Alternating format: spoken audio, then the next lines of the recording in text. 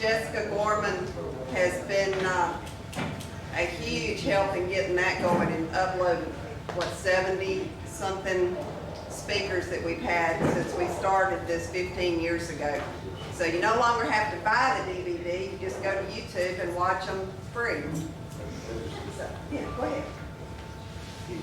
You want to go ahead and get you something to eat over there? Okay. But anyway, if you would turn your phones off or put them on silent. First of all, I want to thank Ronnie for bringing the bikes here. This is what we're calling Kickstart History.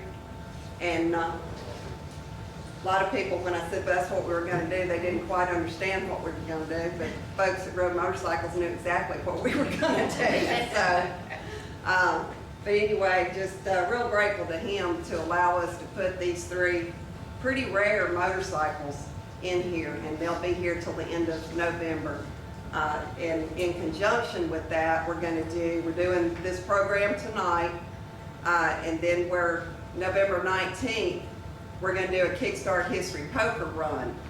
And we're going to keep it in Webster Parish, and we've got 5 stops. Webster Parish Library is a stop, Germantown Museum is a stop, the Sarepta Kiosk will be a stop, City Artworks, Underdog Sports Bar and Grill, and then the museum. So we'll have 5 stops. And then in the event of rain, you can pull all of your cards here except for the Underdogs one. You still have to go to Underdogs to get your card marked. And if you're not familiar with how a poker run works, I can explain it to you.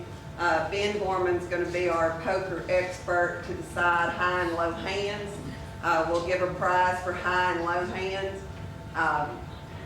But it's $20 to enter the poker run, and then we also have shirts. So if you want a poker run shirt, I can take your order for those. They have to be prepaid, so I can take your order for those tonight or anytime soon afterward. But that's something you can do in your car or your motorcycle. So that should be a lot of fun. Just something different to try to raise awareness of the history that we do have in Webster Parish, and to help the museum out just a little bit. Along with that, we're asking for a canned good and an unwrapped toy so that we can give it to the food pantry and to the toy drive, which is the next weekend that Ken Collins puts on. So we'll take what toys we do get for this, take them over there to Ken so that he can deliver them. He does that run for Shriners. Let's see what else. And then in December, Jessica and I have signed up to be in the Christmas parade. We're going to be Santa's rowdy reindeer. And Jessica's never rode in a motorcycle before, so she's going to throw her off in the sidecar, and we've ordered our reindeer outfits. And Webster Machines and B1 Bank helped us sponsor our throws. So she's going to be in the sidecar throwing throws, and it'll be her first motorcycle and sidecar experience. So hopefully not her last, because she, I think, was a little leery. I said, we're riding a sidecar, but we'll be in front of Santa Claus's float as Santa's rowdy reindeer. But anyway, again, I just want to thank Ronnie for coming out and doing this. If you want a motorcycle, go up there and see him. If he's not your dealership, he should be. And they can get you financed with very little credit. You know, no, but Ronnie.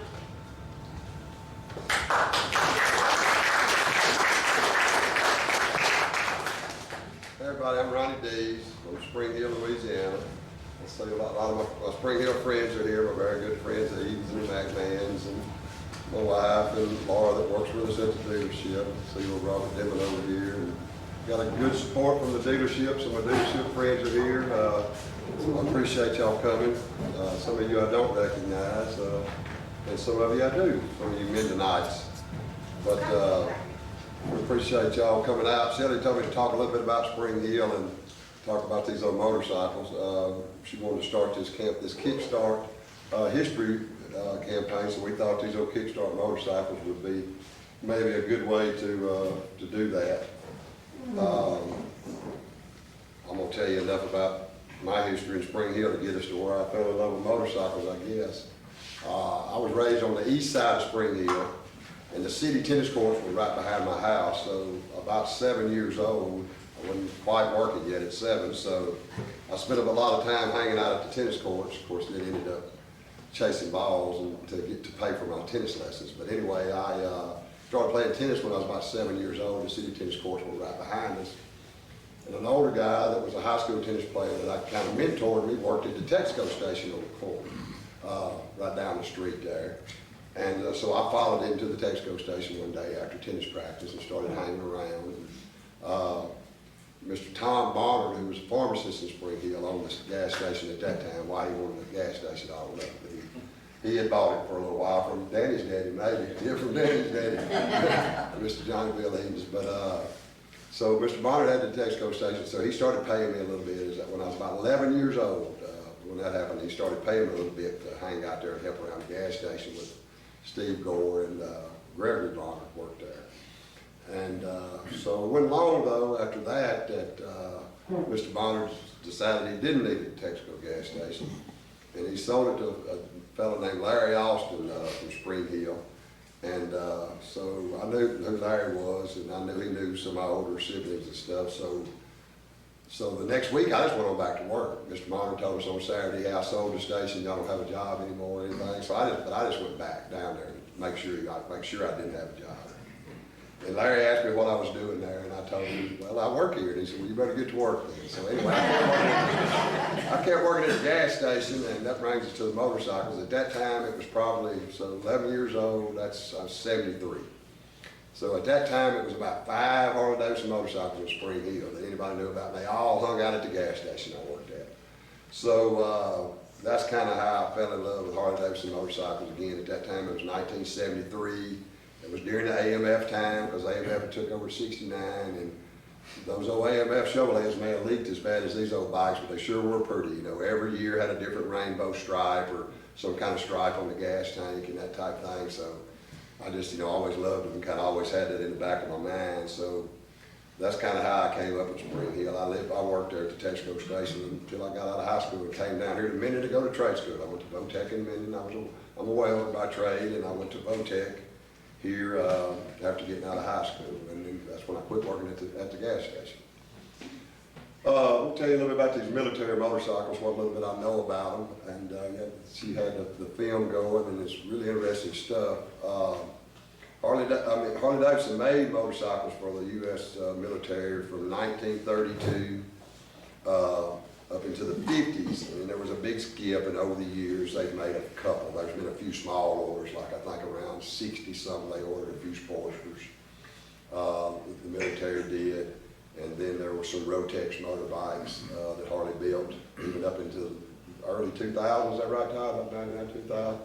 But they went mostly to other countries, not U.S.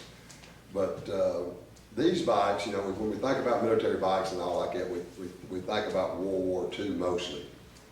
And all of these bikes this is a pre-war bike here, it's a 1940 model, and I'll get to that in a minute. Both of these bikes are 1940. Well, this is a 42 and that's a 43, and I'll explain that also here in a minute. But they tell you a little bit about these type of motors as a whole with Harley Davidson.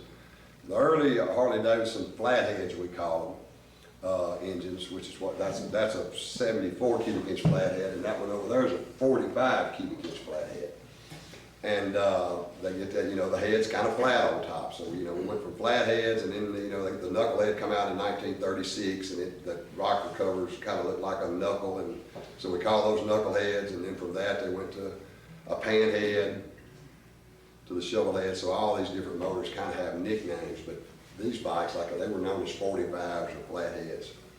Early Harley Davidson flatheads in the 30s, the model designation was V or VL or VLH for the big twins, and R's and RLs and that type of things for the 45 solos. And those motors, those early flatheads were total loss engines. In other words, all oil came out. In other words, they were total loss. What didn't leak out when you stopped, you were to drain it out. Drain it out with a little mechanical valve, and you would drain it into a cup and pour it back into the oil tank. That was instructions in operating because they would sump so bad, so any oil left in them when you got through riding, they advised you to drain it out and pour it back in the oil tank. So they were pretty crude. They even had an 80 cubic inch WLAs back then, but those 30 mile flatheads and all were pretty crude. So in 36, when the knucklehead came out, which was the first big overhead valve engine, that's that's the holy grail, the knucklehead. They ran the VLs one more year, the big twin flatheads, and then in 37 they came out with what we call U's and ULs and ULHs, which is this would be a U, but it's a UA because it's military.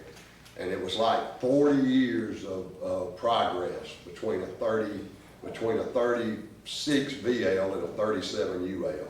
That's just how much improvement it was. In other words, they're not total loss anymore. They got 2 oil pumps and they scavenge oil and all that type of thing. So it was really a big improvement when they went to these different series of flatheads between 36 and 37.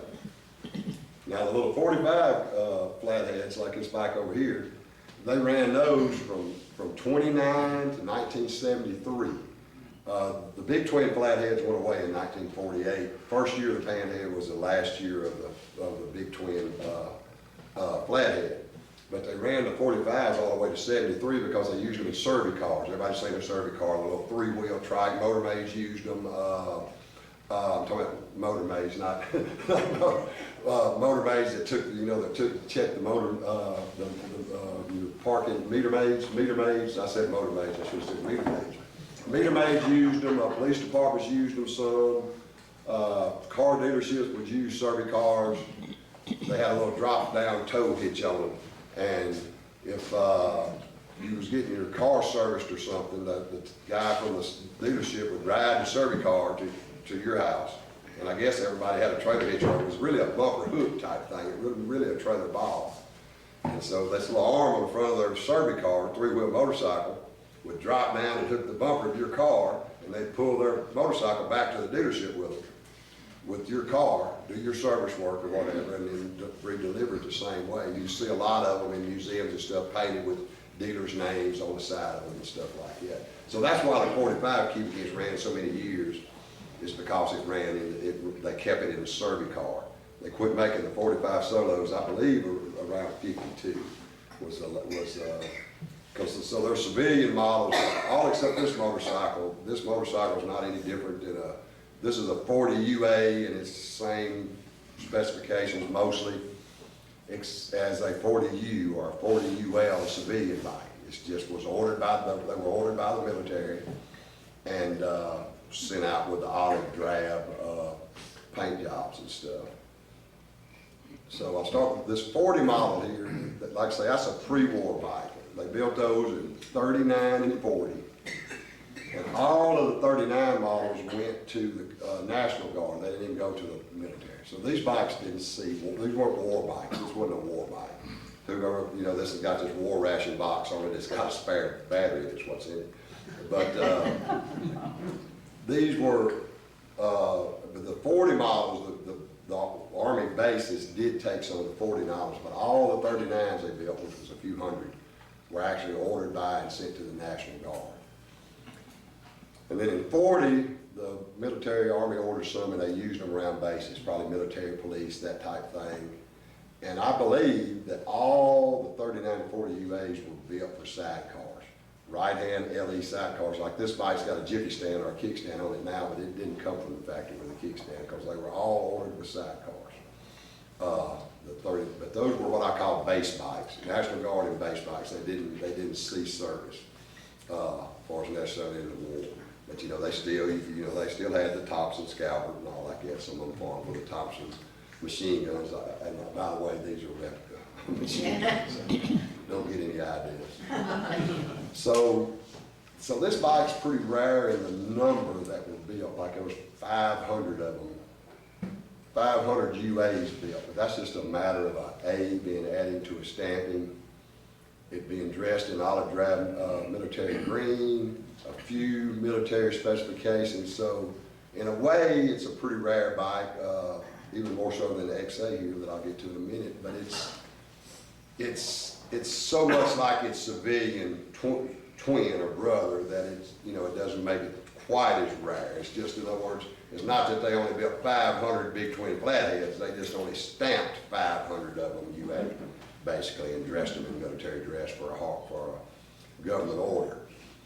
So, but again, they just made them 2 years, and they only made 500 with that stamp in 1940.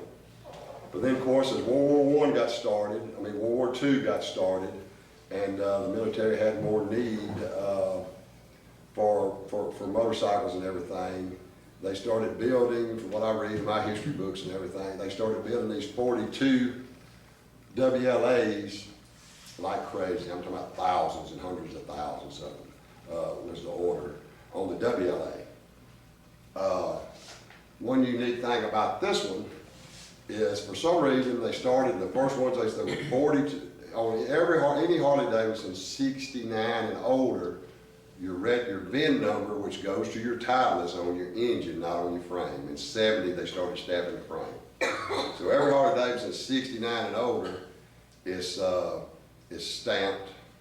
The motor number has a serial number stamped on it, and like this one, for instance, would be 40 for 1940, UA for the flathead military edition, and then a serial number. For some reason, on these 42 WLAs, probably because they built so many from the start, this motorcycle is a 1943 model, and it's titled as a 1943 model. But the VIN number is 42 WLA serial number. So I've learned recently, so after I picked that bike up, I got to researching that. To be honest with you, I thought it might have been an era sometime over the years with the title transfer, or maybe the fact that the dealers and the used car dealers and Harley Davidson dealers bought them after the war, surplus, maybe not even ever used, never got out of the crate, some of them, and sold them. And I just kind of thought, well, if anything, maybe if it didn't sell to 43, whatever dealer did that first title paperwork and all, they called it a 43 model. But come to find out, all WLAs, the VIN number started with 42 WLA all the way to 1949. So a 42 was a 42 WLA, a 43, but a 49 model, all of a sudden, the VIN number's 49 WLA.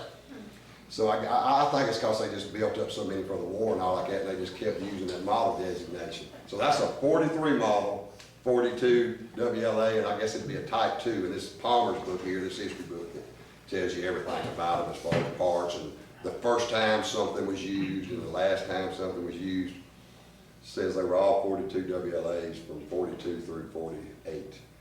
So anyway, they built a lot of those things, and they saw service. I mean, they went to war. Some of y'all were watching, you know, the video screen that was on the wall early, and those bikes went to war, and I don't know whether that one did or not, or if it was at a base or Coast Guard or whatever. But a lot of 42 WLAs saw service in the war. And if you'll notice, like where all these big twins are, like that bike's left side drive, like all the modern Harley Davidsons now. Those 45s are right side drive, and if you might have saw in the video, they would take them and just throw them over on the left side. And they'd be sitting there running, you know, with the chain spinning, they'd be behind them shooting or dodging bullets, one of the two. So that was one, you know, that was one reason they made them right side drive, and like the 45 Solo stayed right side drive forever. Only other thing I know of was ever been right side drive would be a Sportster. So the WLAs, you know, saw service. We're still in the war in 43. That bike may have saw service. Who knows? And there's stuff like, I mean, some kind of the brown leather, you know, is specific to the military. They got tags on your lubrication schedules, what to do. And like this bike here, this side of the tank is oil, and that side's gas. You know, there's not an oil tank anywhere else. And you would think, they do use a bunch of oil, or grip a bunch of oil, but this oil tank's not as big as the fuel tank. This oil tank has a hollow spot in it, and the fuel tank has a bubble in it for more fuel capacity. When you put them through the frame, they come together. But actually, the left tank has more capacity for fuel than the right tank does oil, although they're the same size.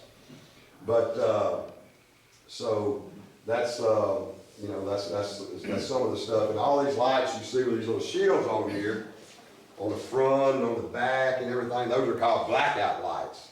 And my understanding is, you know, you flip the switch when your ignition set here, it's on, you push that button down, turn one more click, and you turn your blackout lights on then. If it was running, and I'm understanding that's the aircraft couldn't see them. They gave them a little bit of light, but the aircraft couldn't see them as well. So they're called blackout lights. So that was here and here and some on the back and everything. So that was something they used for the war service. So, you know, Harley, you know, Harley bought, you know, some bikes from other manufacturers. I mean, not Harley, the U.S. Army, the U.S. government bought some bikes from other manufacturers, but mostly from Harley Davidson. And I'm talking about in the 4 or 5 years of the war, a lot of those motorcycles were sold and shipped overseas to help fight the war. And I'm proud of that. You know, I'm not a veteran myself or anything. My age group, we come along and just never, that just not something that happened in my time frame. But, you know, I really appreciate the you know, our what soldiers and veterans have done for us in these wars, especially back to World War II, and you know, and really what the war's done for our country. You know, obviously you go to war, you lose lives and that kind of stuff like that. But you know, all the history I've read my whole life is, you know, that was the generation, the people that come from back in those, and the people that fought in World War II and everything. Now, so nothing, you know, as far as numbers of bikes and all like that, where I say this is kind of rare number-wise, it's no telling how many of those WLAs went out, and they stayed around forever. Even new crates, you know, like I say, after the war, the government surplused them out. Harley dealers could buy them, or any used car dealer could buy them from the government itself. And they did, and they civilianized a lot of them. You know, I got one piece of paper here, it's come from the motor company. It talks about explaining to the dealers about how all these people are going to be contacting you that's bought these military bikes for civilian use, about where they get spare parts manuals and where do they get service manuals and all this kind of stuff. And this is a letter that came out November 16, 1944, explaining to the dealers what to tell your customers and when you're going to have some service manuals and that type of stuff to give them. I mean, spare motors and crates, you know, back when the choppers in the 60s and the 70s, when the choppers were real popular, where you could go buy you one of the little 45 crate motors for a few $100s and throw you a frame together and build you a chopper. So a lot of that went on. A lot of surplus WLA parts got used over the year by civilians. Now the XA, the Harley Davidson, this is a 1942 XA. It is 750 cc's or 45 cubic inches, just like the little WLA over there. But if you notice, it doesn't look like any other Harley Davidson you ever see. It's a Pose twin, shaft drive, not like any other Harley Davidson. So I call this one the rarest because they made 1,008 of these total. And some of the stories and some of the facts about that are the government placed an order for 1,000 of them to use in the South African campaign. My XA expert, who I got this particular XA from, he's a guy named Milan from Canada, and I'll tell you a little bit about Milan and his story here in a minute. But it says not necessarily that they were just, the government was just trying them and they just decided they didn't want them. They went with Jeeps otherwise. We've always been told in history and Harley history and the books and all that one reason for the Pose twin motor, you see this 2-inch block right here between your fender. That's because this front end is 2 inches longer than the civilian sister. Like a 42 knucklehead wouldn't have had this block because this front end would have been 2 inches longer. And so it's been told that they made put 2 inch longer front end on them to get them up out of the sand a little bit. Shaft drive, cost sand and a chain and all like that. But how much of that is true, I don't know. Again, Milan, who knows as much about XAs as anybody I know, says that's not necessarily the case. Anyway, this XA, so they built them, and the government said, "No, we're gonna buy some Jeeps. We don't want any more of those." So they never ordered any more. So there was only ever 1,008 or whatever of these ever built. Well, I think this group of 1,000 of them built is more rare than to say this bike with 500 of them built. Again, this bike is just like its civilian brother. This bike is like no other Harley Davidson ever built. Ever built, never. It's again, a Pose twin. You know anything about, you know, it looks like a BMW. And even the history books and Harley, they stole it from BMW. I mean, it's 1942, we in war. We don't care about their patents or any of that at that time. It's the only thing I can think of. They literally modeled them after an R71 BMW military bike, but the only thing is the parts weren't interchanged because although they stole their design or whatever and built these bikes for the government, these are built with the standard specifications for the BMWs are built with metric specifications, so even though they look, the parts won't interchange. Parts don't interchange. Threads would be different. You know, if you try to put a BMW head on, you know, the threads would be different and everything like that. So it won't interchange parts with an R71 BMW, but it's the R71 BMW design. And Harley don't even admit that now. And that's all I can think of is that they just really didn't care about a German patent or anything else in 1942. So to tell you a little more about this guy, I'm going to tell you, I mentioned this guy named Miles from Canada. His story is, and you can look him up online, Miles Motorcycles. I met him over a few parts. I saw him, well, he had one of his front ends. He had one of his front ends listed on some marketplace site I was on or something, XA front end. So I contacted him, got to messaging back and forth with him, and he called and got to talking. I was looking for one of these Springer front ends to put on a knucklehead, 2 inches longer, you know, chop it out a little bit, you know. And so I actually bought an XA front end from him, and he shipped it to me from Canada for another project I was working on, a 37 knucklehead. So that's how I first met him. So then after I came up with these two bikes here, actually got them from two different collectors, but or guys, but you know, I got to thinking, you know, I'm gonna reach out to Minden and see if there's ever any XAs for sale. There's only 1,000. And so I have something to wish for, you know, or see if I can sell 2 or 3 more motorcycles and get one or something.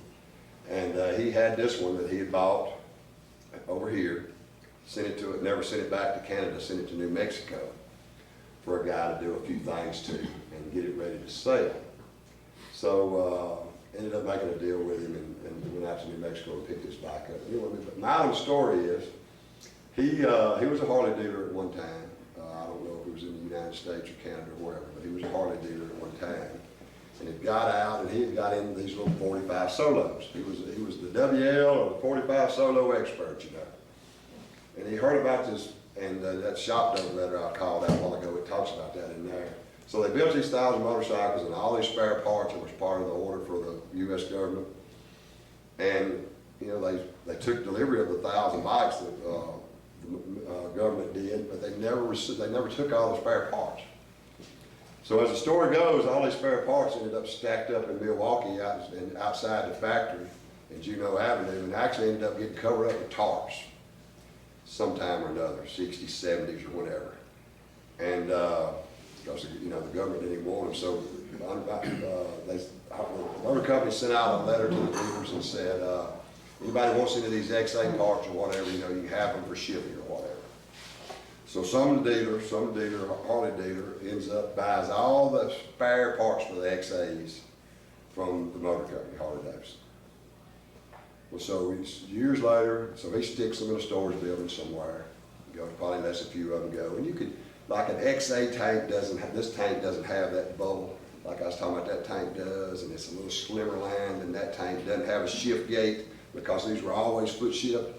So, you know, if you were trying to civilianize or modernize or clean up, one of these bikes, you got your set of XA tanks, they just look a little cooler, they're a little smoother, they don't have a shift gate on the side if you're going to convert it to foot clutch, and you're not having to fill that up as Bondo. So some of the XA tanks kind of went out for that reason because they fit these other frames. So Milo hears about this guy, you know, this dealer was that has some military parts, he said. He heard this guy had some military parts. So he went over he found the guy, tracked him down, goes to this guy's house. He's another Harley dealer who's got out of business, retired, whatever. And Milo's thinking he's gonna find some fenders or maybe a few WLA parts, and he stumbles up on all the XA parts in the world. In other words, all the XA spare parts. So he buys all these parts from this guy, and from then on, he's became kind of the XA guru. He gathers up parts, he finds the bikes, and gathers up original parts and that kind of stuff, and gets them back going. And been doing it for a while. I tell you honestly, you know, he's made a pretty good living off of something they only ever made 1,000 of. But there are a lot of spare parts out there. So, like for instance, this bike, he never shipped it back to Mexico. To Canada after he bought it in New Mexico. He sent it to a little guy, had a little shop at his house there in New Mexico, and then he's got all the spare parts. So all these new old stock spare parts and all like that, he did an evaluation on another one for me in a WLA. You just send him some pictures, and he can pick through it and tell you every screw that's wrong. Like he'd tell you if this screw was wrong in this dash plate right here, or something like that. Well, he's got all the spare parts, so if he can find a bike, he's going to be the most likely one to have the spare parts to put it back more original. So that's what he did with this bike. He just shipped the guy that was doing the work for him the parts to get it back correct. And you can tell it's got a old, you know, they call this olive drab. This tank would be the way it's painted right now, and they did repaint this tank lately. They call this olive drab lusterless flat. And that bike would have been high gloss, olive drab high gloss. It was due. The 42 started out the first year as lusterless flat, and then they started out high gloss and became lusterless flat.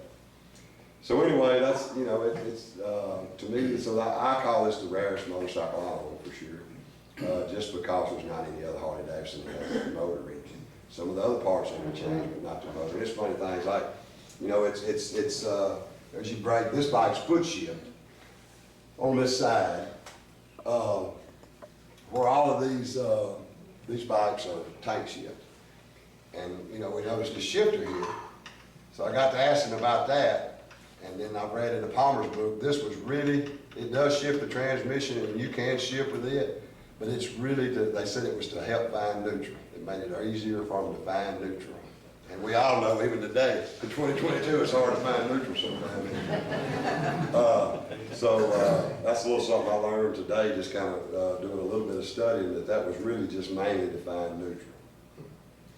Dual carburetor bike, and all of that. So to me, they're interesting. The military, the government history to them, and everything is, you know, is important to me. And so I just want to kind of, you know, I guess, you know, kind of like the caretaker of, you know, of them. I get to kind of caretake them, and I've had all three of these running, by the way. This one's pretty easy to crank. You know, we're going to talk about Kickstart History, you know.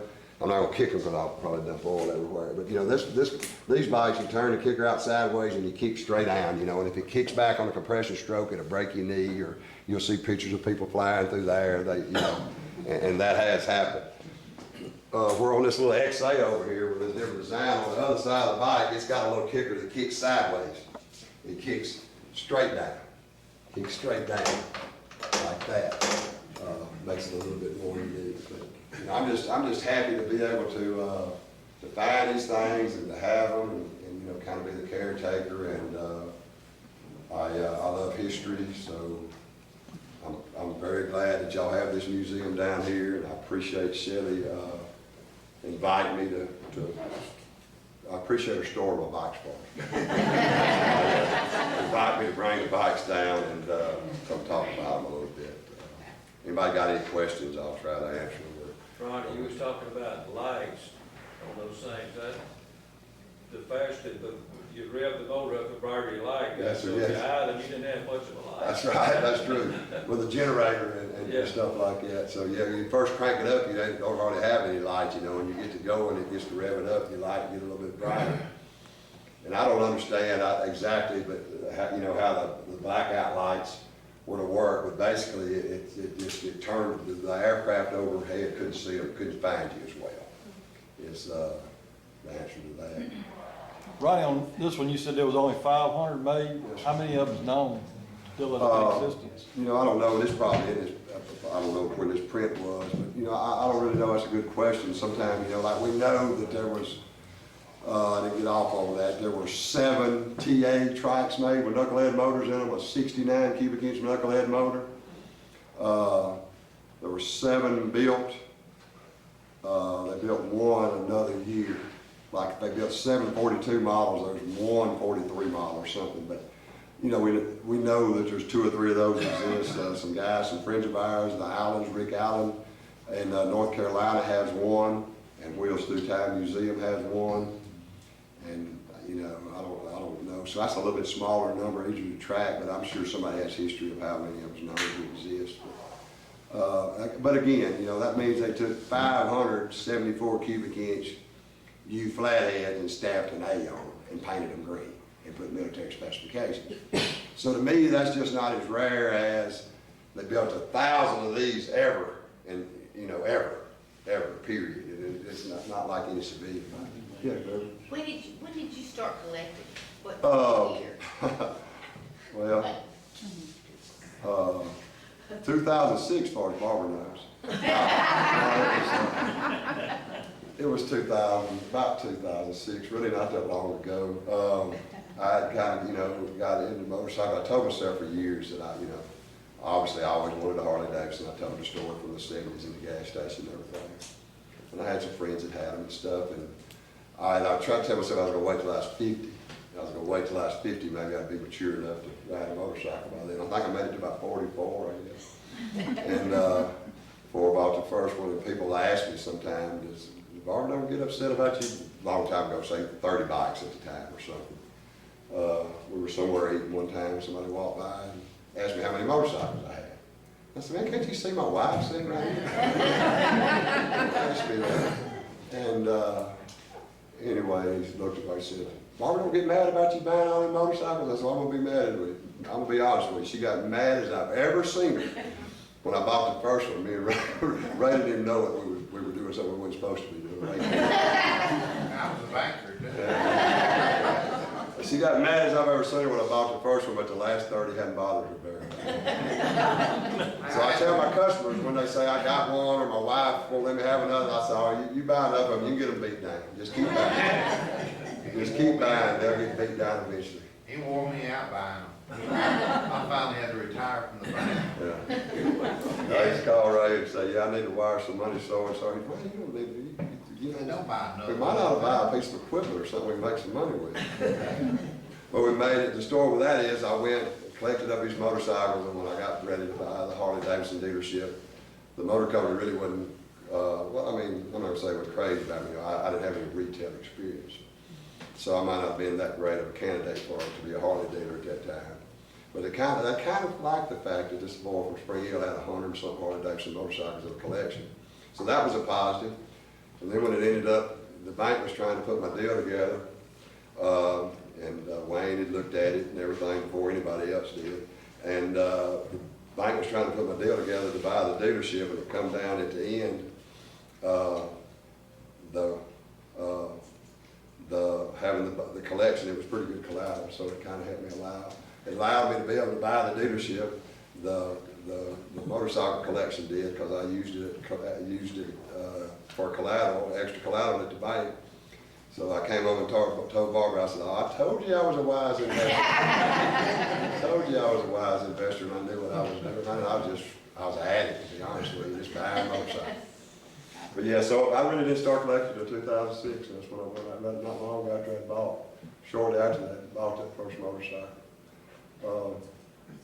It almost looks like your air filter is tied into your transmission. Yes, sir, it was just, yeah, we were sitting in that oil box. Yeah, so It's oil bath. Oh, really? Oil bath air cleaner. All these military bikes are oil bath. I wish you could see, well, this one's on the right, well, they're all on the back side over there. This one and that one, well, no, that was not, but it's a big old square oil bath there, like on a Lincoln weld machine almost, instead of being round, it's it's rectangle. And it's, breathes in that way, so that's oil bath and that was oil bath. And of course, that bike was basically a civilian bike painted green.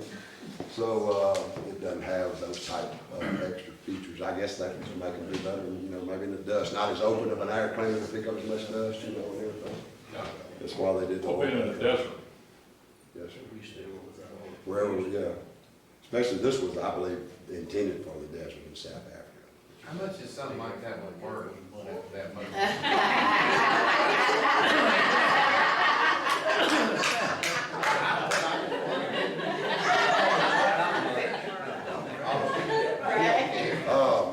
I don't know, I mean, those are, the three of them together is a little over $100,000 collection probably, these three together probably are. You ought to know better than ask me. The insurance is worth more than what you bought it for. Yeah, that's so, yeah, sure it is. Sure it is. And, obviously, I picked these up over the last few years, so they're not on my collateral listing, so if I can always borrow some money against them, if nothing else. Ronnie, was the AMF years Harley's worst years? Well, you know, that's what, all the history books say, 69 through 81, 12 years AMF owned a motor company, and I think quality was probably worse, probably wasn't as good a morale in the factories and that type stuff and everything, but it saved the motor company. I mean, it saved the motor company. So, a lot of people are AMF haters. I think AMF saved the motor company. I think we wouldn't have Harley Davidson Motorcycles maybe now. It would be a rebranded company like Indian or something. It wouldn't be a continuous line. You wouldn't be able to say it's a continuous line company.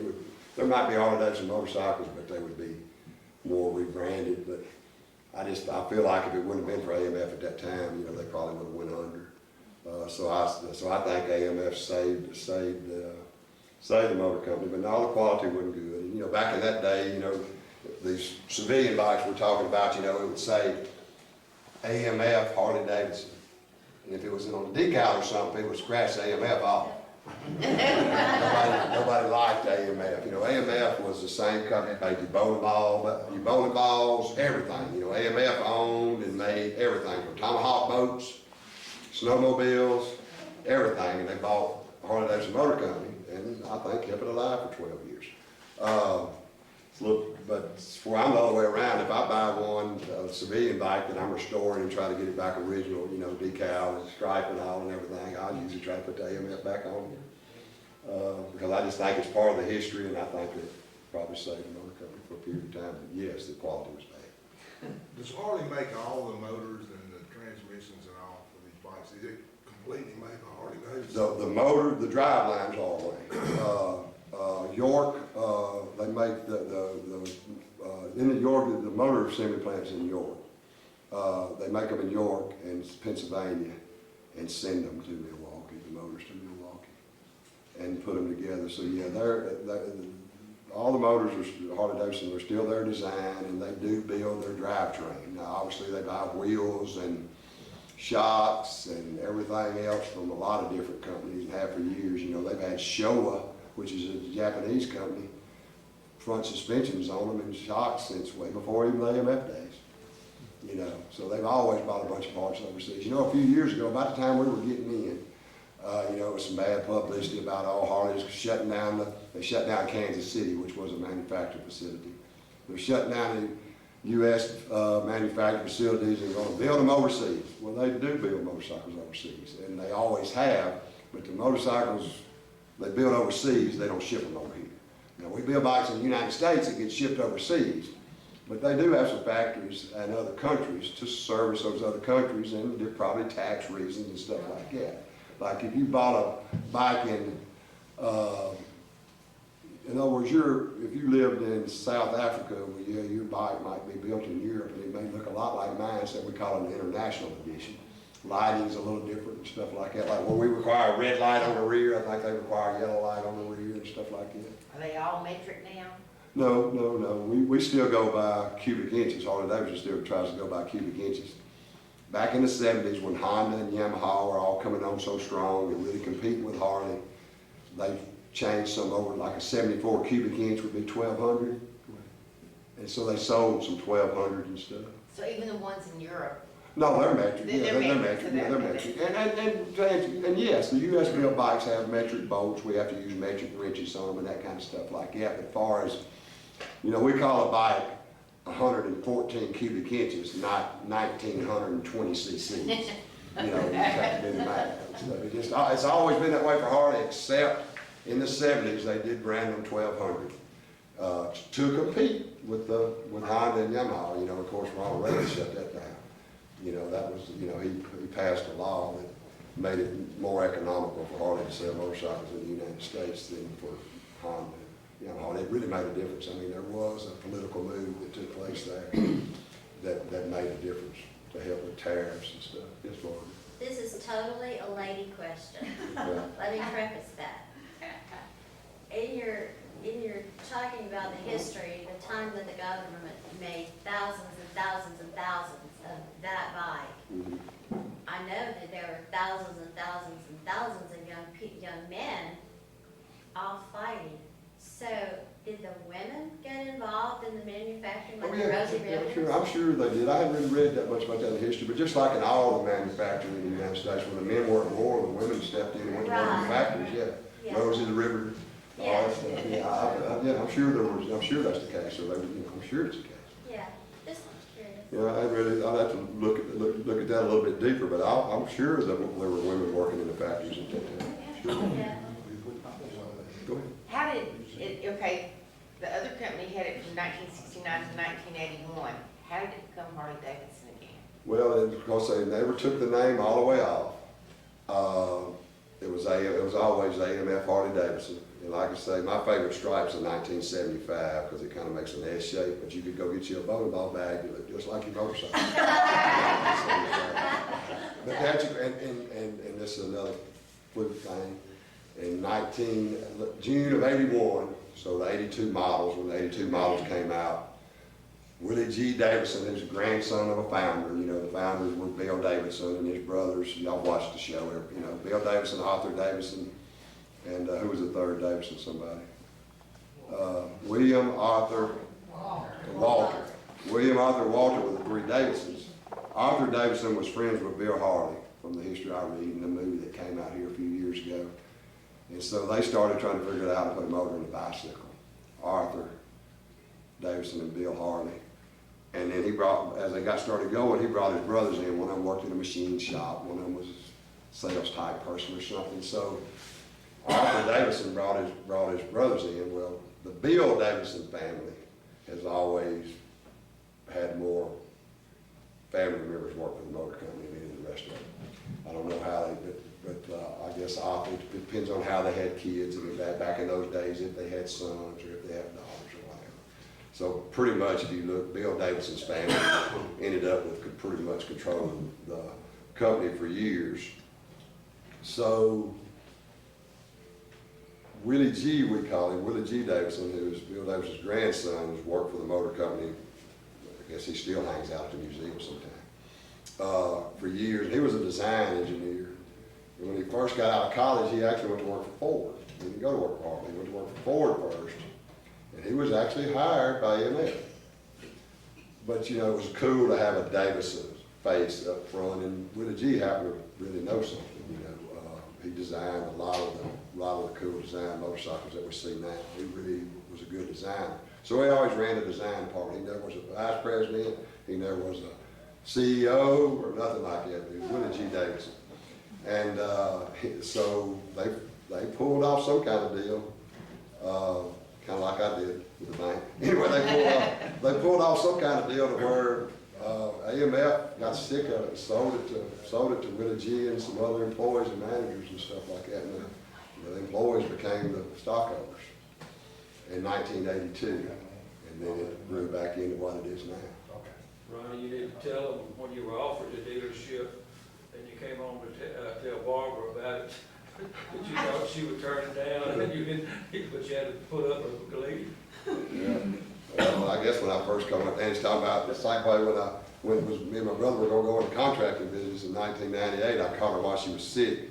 And she was sick in the bed with the flu, and I went in there, I said, hey, me and Mike's thinking about seeing about getting her on contractor's license. And she said, whatever, just go on. She's a little, Barbara's pretty conservative. And, so it's kind of the same way with the Harley dealership. Come down, she thought I'd lost my mind. But then as it went on, you know, probably 30, 40 something accountants probably looked at all that stuff between the bank and the motor company and the SBA and everybody else. So finally she was like, if they say it's okay, just sign it. Just sign it, I don't care. Any other questions? Yes, ma'am. What's the oldest bike in the collection? The oldest bike I own now is a 33 model. Imagine a 33 model. I had a really nice 29, somebody, Wayne mentioned it earlier. I used to have it sitting in the lobby of my office there in Springhill. And it's you know, it's a lighter olive green, and everybody always thought it was a military bike, but that's just the color they had back then. But I owned a 12 that was about half reproduction and half original. But you know, it was a 19, and I got a title for it. It was a 1912 with a title, so I didn't own it very long until somebody found out I had it and wanted it a whole lot worse than I did. So I sold it. So now the oldest I have is a 33. Or crank and running. You know, I could charge a battery, get enough oil in it, kick on it enough, and get it running. You know, I may not crank it 2 years, but registered running 1933. So that's what I have. Why is the knucklehead the holy grail of collecting? Yes, because it was the first overhead valve to get away from these flatheads and everything.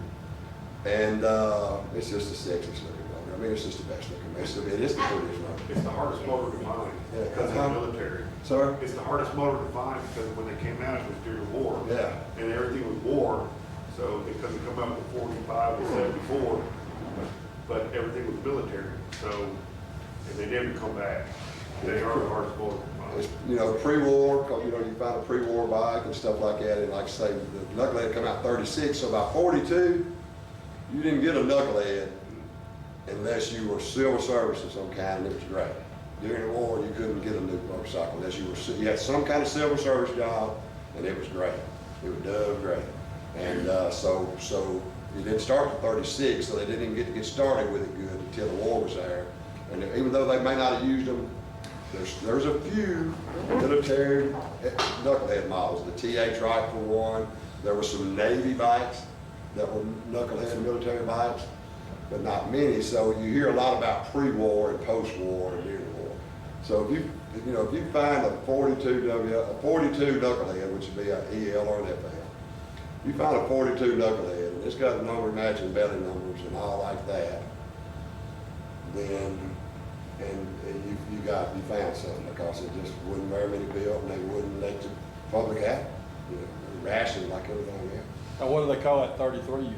It's a RL flathead. It's a little RL flathead. So in other words, it's a more crude version of this 45 cubic inch flathead, back like the BLs. And I'm serious about that. I mentioned that earlier. It was absolutely 40 years of at least of modernization in 1 year. From a 36 BL to a 37 UL, they advanced 40 years in the oil system. You know. So that old 33 I got's a little RL. It's a total loss, like I was talking about, like a BL. And you literally, you ride it, and what oil doesn't leak out, when you get home, you drain it out, pour it back on to it. In the instruction manual, there's a valve for it. But yes, any other questions? I appreciate y'all allowing me to come and support the museum. This is the second or third time I've been in here. I came to Lions Club down here one time and we came over and did a little tour.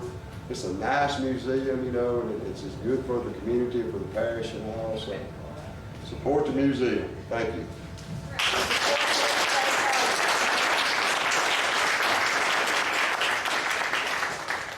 I just want to thank all of y'all for coming. I know if you're not a motorcycle person, that was all kind of Greek.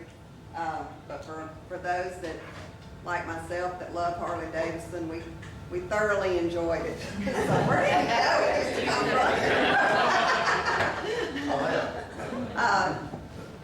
You know, I see a lot of people I guess I put on different hats. I put on my Minden Museum hat. I put on my Motor Maid hat a lot. I got some of my Motor Maid girls here.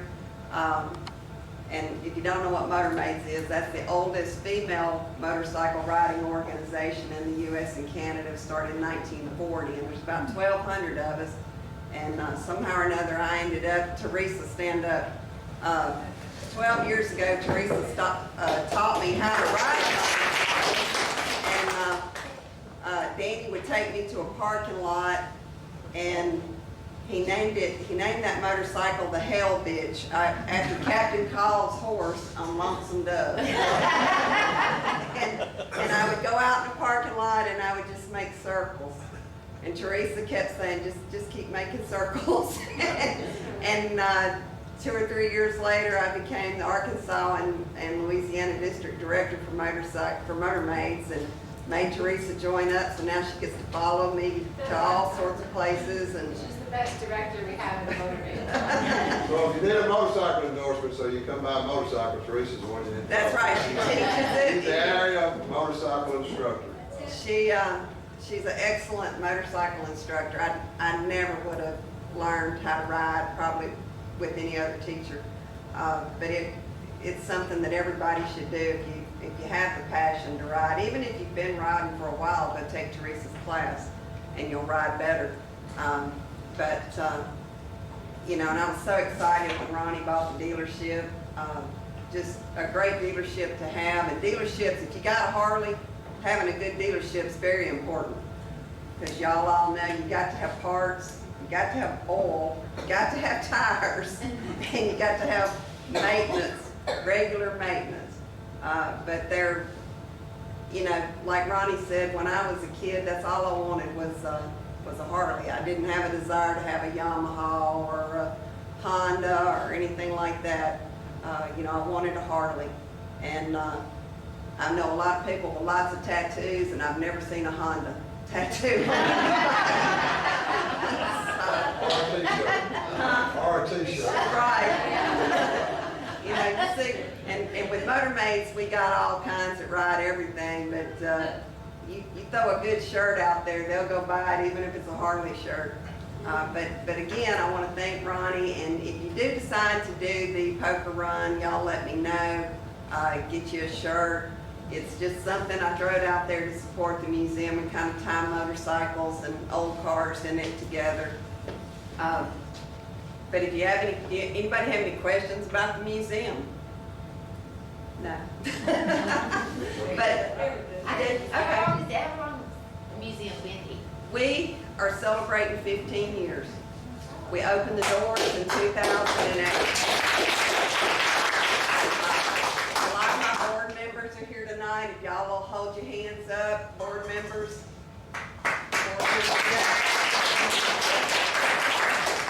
I couldn't do it without these board members. I was hired in 2007 by Thad Andrews, who's passed away, our past president.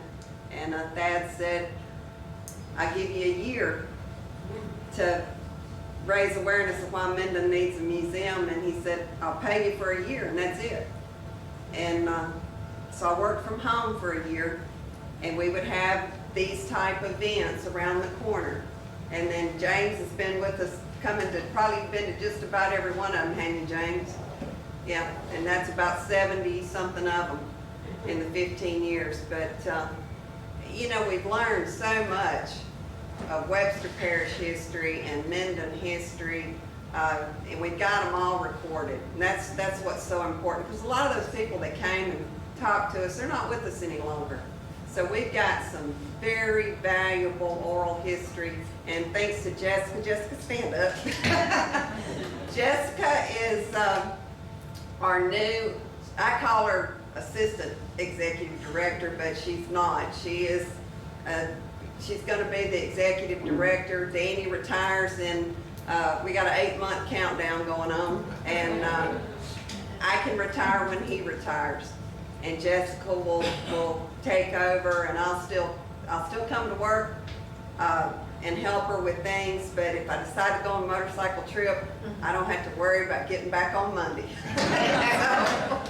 But Jessica is amazing. She does genealogy work, so if you need genealogy research done, she is the person to go to. She doesn't put anything out there on the internet or on our Facebook page unless she researches it. And she's very good at researching. She's not good at talking on the fly. If I ask her to say something, she just didn't tell me. She didn't tell me. I took her in the Harley shop here a while back, first time she'd ever been in a Harley shop, and like I said, we're going to do the Christmas parade, and she's going to ride in the sidecar and throw stuff. So that'll be her first time to get on a motorcycle. So who knows? We may have her in the motor maze at some point, Teresa. You can teach her how to ride. But anyway, again, Ronnie, thank y'all. Y'all don't run off. There is a ton of food over here. Please go eat some of this food before you leave. We still got a lot of wine. We still got stuff to drink. Y'all look at the bikes, and if you got questions, I know Ronnie will answer some up close and personal questions for you on the bikes. But thank y'all again.